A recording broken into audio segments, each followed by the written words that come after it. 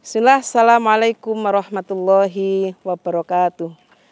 Innalhamdalillah nahmaduhu wa nasta'inuhu wa nastaghfiruh wa na'udzubillahi min syururi anfusina wa min sayyiati a'malina may yahdihillahu fala mudhillalah wa may yudlil fala hadiyalah.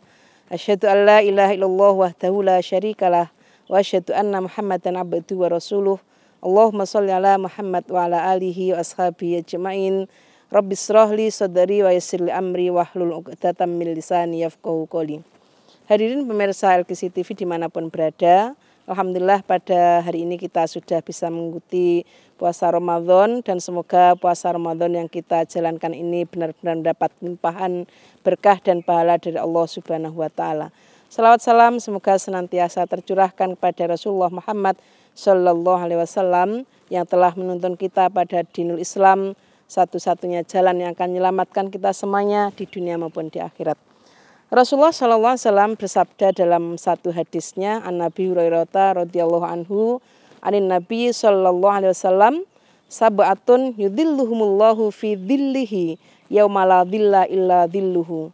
Imamun adilun wa syabun nasa'a fi ibadatillahi ta'ala wa rajulun qalbuhu mu'allaqun fil masjid warajulani tahabba fillahi ijtama'a alaihi wa tafarraqa alaihi warajulun da'athum ra'atun dhata mansibin wa jamalin faqala inni akhafullah warajulun tasaddaqa bi sadaqatin fa akhfaha hatta ta'lamu la ta'lamu simaluhu ma tunfiqu yaminu warajulun dzakarallahu khalian fa fadat aina. Hadirin rahimakumullah, saat ini saya berada di lapangan Putra Pondok Pesantren Islamic Center LKC dalam suasana matahari yang sangat terik sekali dan tidak ada naungan di atas saya karena langsung bernaungan dengan langit dan matahari.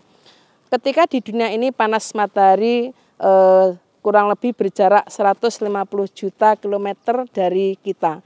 Namun demikian, dalam kondisi yang demikian panasnya matahari terasa menyengat sehingga sangat terik bagi kita semuanya dan terasa sekali panasnya sampai di dalam kulit kita. Terlebih lagi nanti pada yaumul qiyamah, kalau hari ini masih banyak pelindungan, ada rumah, ada pohon yang sangat teduh ketika ini masih di dunia, nanti pada yaumul qiyamah sebagaimana Rasulullah sampaikan tadi, tidak ada naungan kecuali hanya naungan Allah Subhanahu wa taala. Di sini menggambarkan bahwa naungan pada hari kiamat itu hanya milik Allah, menggambarkan keagungan Allah, kekuasaan Allah, bahwa tidak ada satupun yang mampu memberikan naungan kecuali hanya Allah Subhanahu wa taala. Oleh karena itulah marilah kita pelajari apa sajakah yang menjadikan kita semuanya nanti pada yaumul qiyamah mendapatkan naungan dari Allah Subhanahu wa taala, karena sebagaimana dinyatakan dalam hadis lain, sab'atun yudhilluhumullahu fi dhilli arsihi. Ada 7 golongan yang akan mendapatkan naungan dari Allah, yaitu berada di bawah naungan arsy-Nya Allah Subhanahu wa taala. Marilah kita pelajari siapa saja mereka, orang-orang yang akan mendapatkan naungan dari Allah Subhanahu wa taala. Yang pertama, imamun adilun, yaitu pemimpin yang adil. Yang dimaksud imam di sini adalah para pemimpin yang memegang jabatan baik sebagai presiden, sebagai gubernur, sebagai bupati, sebagai kepala daerah yang lain. Maka ketika mereka bisa menjalankan amanahnya sebagai pemimpin dengan adil, maka mereka akan mendapatkan naungan nanti pada yaumul qiyamah. Sedangkan keadilan yang dimaksud di sini adalah ketika mereka menerapkan hukum-hukum Allah, menerapkan syariat Allah Subhanahu wa taala dalam memimpinnya, memimpin masyarakat dengan takwa, memimpin masyarakat dengan iman, sehingga dengan iman dan takwa dan menerapkan syariat yang telah Allah turunkan, yang telah Rasul sampaikan kepada kita semuanya, maka akan jadilah negeri yang dipimpinnya mendapatkan baldatun thayyibatun wa rabbun ghafur, menjadi negeri yang aman, jadi negeri yang baik dan penuh dengan ampunan Allah Subhanahu wa taala. Hadirin rahimakumullah, karena ini masih di dunia, kita bisa mencari tempat teduh karena kondisi panas matahari yang begitu teriknya. Jadi pemimpin yang adil itu adalah pemimpin yang menerapkan akan kalimat la ilaha illallah Muhammadur Rasulullah, tiada ilah kecuali Allah dan Muhammad adalah utusan Allah. Dengan demikian maka semua yang Allah turunkan dalam syariatnya di dalam Al-Quran akan diterapkan, ditegakkan di dalam kehidupan bermasyarakat dan bernegara. Begitu pula tuntunan Rasulullah dalam hadisnya akan ditegakkan dalam menjalankan syariat, dalam menegakkan negaranya. Dan pemimpin inilah yang akan menjadikan dia, kepemimpinan inilah yang akan menjadikan dia nanti yaumul kiamah ketika di padang mahsyar yang digambarkan oleh Rasulullah SAW dalam hadisnya, ya ayyuhan nas innakum tuhsyaruna ilallahi ta'ala hufatan urratan hurlan. Wahai umat manusia, sesungguhnya kalian akan dikumpulkan nanti kepada Allah Subhanahu wa taala, yaitu di padang mahsyar, di mana digambarkan bahwa padang mahsyar nanti matahari hanya berjarak 1 mil dari umat manusia. Kalau di dunia ini matahari jaraknya kurang lebih 150 juta kilometer dari kita dan panasnya seperti ini, nanti di padang mahsyar jarak matahari dengan kita hanya 1 mil yang kurang lebih 1.600 km. Dan betapa panasnya padang mahsyar waktu itu, karena digambarkan oleh Rasulullah manusia akan tenggelam dengan keringatnya sendiri. Ada yang keringatnya sampai di mata kaki, ada yang keringatnya sampai di lutut, ada yang keringatnya sampai di perutnya, ada yang tenggelam dengan keringatnya, tergantung pada amalan masing-masing. Oleh karena itulah hadirin rahimakumullah, sangat penting bagi kita semuanya dalam rangka menyelamatkan diri nanti ketika dikumpulkan di padang mahsyar yang panasnya begitu sebagaimana yang Rasulullah gambarkan, sehingga manusia tenggelam dengan keringatnya masing-masing, yang dengan itu berharap kita bisa berhati-hati dalam menjalankan kehidupan, kita menjalankan kehidupan dengan mengikuti tuntunan Allah dan Rasul, sehingga berharap kita mendapatkan yang terbaik naungan nanti di padang mahsyar. Kemudian yang kedua, jadi tadi yang pertama pemimpin adil yang akan mendapatkan naungan nanti pada yaumul kiamah ketika di padang mahsyar. Yang kedua, wasyabun nasya'a fi ibadatillahi ta'ala, yaitu para pemuda, para pemudi yang ketika dia tumbuh di masa mudanya, mereka menggunakan waktunya untuk beribadah kepada Allah Subhanahu wa taala. Hadirin rahimakumullah, Indonesia banyak masjid, banyak musola, banyak surau. Tapi hampir semua masjid penghuninya adalah orang-orang yang sudah dewasa, orang-orang yang sudah tua. Jarang sekali masjid yang ada pemuda-pemudanya, karena sekarang terlebih lagi adanya gadget. Ini menjadikan manusia, terlebih lagi pemuda, akan asik dengan gadgetnya, sehingga warung kopi penuh bisa jadi semalam suntuk. Terlebih pula pada bulan Ramadan. Warung kopi penuh, dipenuhi anak-anak muda, mereka asik dengan gadgetnya. Kemudian tempat-tempat yang lain, tempat hiburan, kemudian jalan-jalan, tempat-tempat yang memungkinkan mereka bisa bercengkerama, bisa bermain, bisa bersantai-santai, banyak dipenuhi oleh anak-anak muda. Oleh karena itulah besar sekali apresiasi yang diberikan oleh Rasulullah SAW, khusus para pemuda yang memanfaatkan waktu mudanya untuk memenuhi ibadahnya kepada Allah Subhanahu wa taala. Kenapa demikian? Karena sebagaimana Allah sampaikan di dalam surat yang ke-51, surat Adz-Dzariyat ayat 56. A'udzu billahi minasyaitonir rajim. Bismillahirrahmanirrahim. Wa ma khalaqatul jinna wal insa illa liya'budun. Yang artinya, dan tidaklah aku ciptakan jin dan manusia kecuali mereka untuk beribadah kepadaku. Dengan demikian maka bukan hanya orang-orang tua, bukan hanya anak-anak, semua yang merasa manusia mempunyai kewajiban untuk beribadah kepada Allah Subhanahu wa taala dengan mengerjakan perintah-perintahnya, meninggalkan larangan-larangannya semata-mata ikhlas untuk mengharapkan ridho Allah Subhanahu wa taala.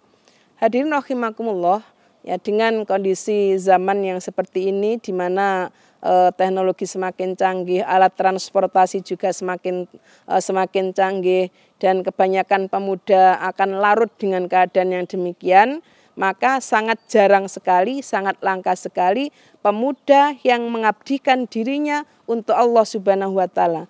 Di mana pengabdian diri kepada Allah Subhanahu wa taala itu sepenuhnya untuk dirinya sendiri, untuk menyelamatkan dirinya sendiri. Oleh karena itulah bersyukur dan beruntung siapapun yang menjadi pemuda yang hari-harinya dipenuhi dengan untuk membaca Al-Quran. Terlebih lagi pada bulan puasa ini. Sebagaimana Rasulullah menyampaikan bahwa ada 4 golongan orang yang dirindukan oleh surga. Kalau kita boleh merindukan surga, maka surga juga merindukan orang-orang yang seperti ini. Yang pertama yaitu orang-orang yang selalu membaca Al-Quran. Jadi waktu-waktunya diperbanyak untuk membaca Al-Quran, terlebih pada bulan Ramadan di mana satu huruf dilipat gandakan 10 kali dan 10 kali masih dilipat gandakan 10 kali lagi. Sehingga ketika hari-hari kita, malam kita, waktu kita di Ramadan ini kita isi dengan baca Al-Quran, maka akan menjadi orang-orang yang dirindukan oleh surga, insya Allah. Sebagaimana pula Allah sampaikan di dalam surat Fatir ayat yang ke-32, A'udzubillahi minasyaitonirrajim. Tsumma awratsnal kitabal ladzina astafaina min ibadina faminhum dzalimun li nafsihi wa minhum muqtasidun wa minhum sabiqum bil khairat wa minhum sabiqum bil khairati biiznillah. Dzalika huwal fadlul kabir. Jannatu 'adnin yadkhulunaha yuhallawna fiha min asawira min dhahabin wa lu'lu'a wa libasuhum fiha harir. Kemudian kami wariskan Al-Quran ini kepada hamba-hamba kami, yaitu umat Muhammad sallallahu alaihi wasallam. Di antara mereka ada orang yang mendolimi dirinya sendiri, ada yang tengah-tengah, ada yang sabiqum bil khairati bi'nillah. Itulah orang-orang yang menerima Al-Quran. Sehingga para pemuda yang menjadikan hari-harinya untuk selalu membaca Al-Quran, maka benar sekali Allah akan berikan warisan berupa surga, kemudian di padang mahsyar mereka akan mendapatkan naungan dari Allah Subhanahu wa taala. Pemuda yang selalu beribadah kepada Allah Subhanahu wa taala. Yang ketiga, warajulun qalbuhu mu'allakun fil masjid, yaitu orang-orang yang hatinya cenderung ke masjid. Hadirin rahimakumullah, ini Masjid Al-Qisi, di mana masjid ini siang malam dipenuhi oleh santri, ustadz, ustadzah, dan semua penghuni pesantren. Sehingga pembangunan masjid ini merupakan amal jariah bagi siapapun yang telah memberikan dermanya di sini, dan berapapun yang telah diberikan di sini maka akan bermanfaat bagi semuanya, karena masjid ini merupakan hasil jerih payah kita semua umat muslim.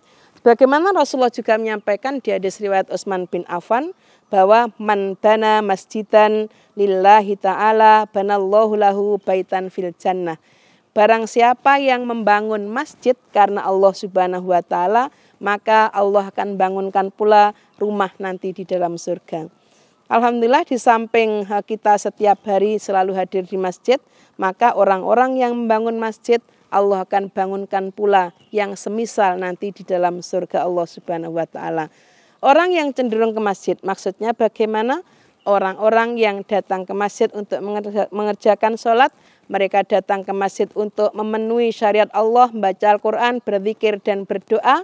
Kemudian ketika sudah di dalam masjid benar-benar khusyuk untuk menjalankan ketaatan kepada Allah Subhanahu wa taala, tidak mengisi kegiatan di masjid dengan sesuatu yang tidak berguna, senda gurau atau ngobrol yang tidak ada manfaatnya. Kemudian setelah dia pulang ke rumah, dia ingin kembali datang ke masjid. Begitu pula setiap hari. Maka Rasulullah menyampaikan pula dalam hadisnya yang artinya jika kamu melihat orang yang biasa datang ke masjid, maka persaksikan mereka itulah orang yang beriman.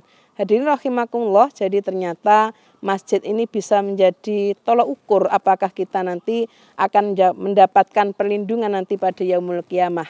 Karena sebagaimana tadi telah saya sampaikan bahwa orang-orang yang hatinya selalu cenderung ke masjid, ingin datang ke masjid untuk ketaatan, ingin selalu masjid itu terjaga, baik kebersihannya, baik syiarnya, baik kebermanfaatnya untuk thalabul ilmi, maka Allah akan berikan perlindungan nanti pada yaumul qiyamah. Oleh karena itulah marilah kita jadikan masjid kita, rumah Allah yang ada di bumi ini benar-benar menjadi sumber segalanya, sumber segala rahmat. Sebagaimana ketika kita masuk ke dalam masjid, Rasulullah menuntun kita untuk berdoa, Allahumma ftahli abwaaba rahmatika, ya Allah, bukakan bagi kami pintu-pintu rahmatmu.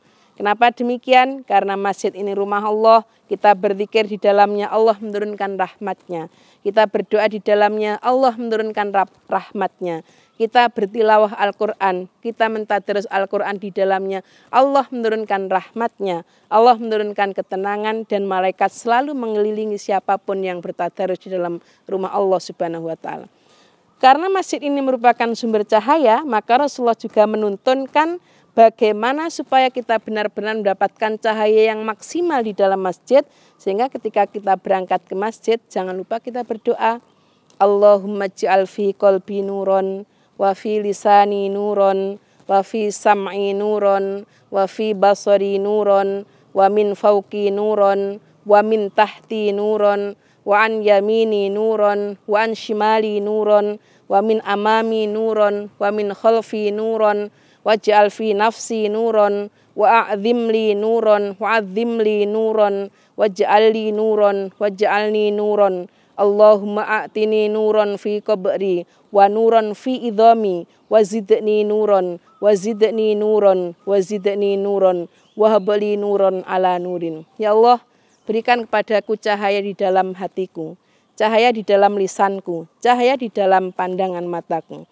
Dan semua yang kita harapkan mendapatkan cahaya dari Allah Subhanahu wa Ta'ala sampai di alam kubur kita, sampai di urat darah kita, sampai di saluran nafas kita, sampai di kulit-kulit kita, sampai di dalam semua yang Allah berikan pada anggota tubuh kita, berharap semua dicahayai oleh Allah Subhanahu wa Ta'ala. Sehingga harapannya kita bisa mendapatkan cahaya yang banyak dari masjid ini, karena perjalanan ke masjid kita sudah berdoa, masuk masjid kita berdoa, di dalam masjid maksimalkan untuk melakukan amalan yang mendapatkan rahmat dan ridho pahala dari Allah Subhanahu wa Ta'ala.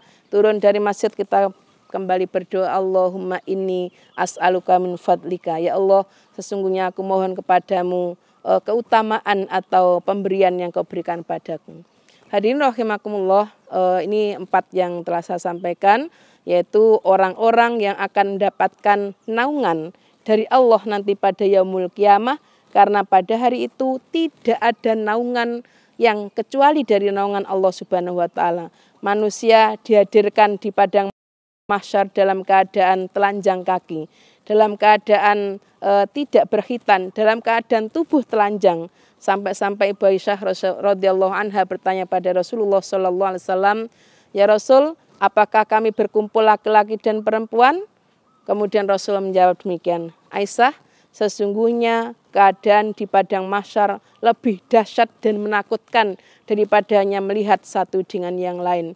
Oleh karena itulah hadirin rahimakumullah, marilah mumpung kita masih ada kehidupan, mumpung kita masih diberi sehat, mumpung kita masih masih muda, mumpung kita masih sempat, sebelum semuanya waktu itu diambil oleh Allah Subhanahu wa Ta'ala, sebelum nafas kita diambil oleh Allah Subhanahu wa Ta'ala, sebelum hidup kita diambil oleh Allah Subhanahu wa Ta'ala, sebelum kekayaan kita diambil oleh Allah Subhanahu wa Ta'ala, marilah kita laksanakan, sehingga dengan melaksanakan syariat-syariat yang Allah telah turunkan kepada kita semuanya, maka kita akan mendapatkan perlindungan nanti di akhirat. Di padang mahsyar kita akan mendapatkan naungan, sehingga kita tidak akan merasakan dahsyatnya kesengsaraan di padang mahsyar. Hadirin rahimakumullah, sementara demikian 4 hal yang saya sampaikan terkait orang-orang yang akan mendapatkan naungan nanti pada yaumul kiamah, ketika tidak ada naungan selain naungan Allah. Untuk yang berikutnya insya Allah akan kita pelajari nanti di lain kesempatan. Sementara demikian, kurang dan lebihnya mohon maaf. Assalamualaikum warahmatullahi wabarakatuh.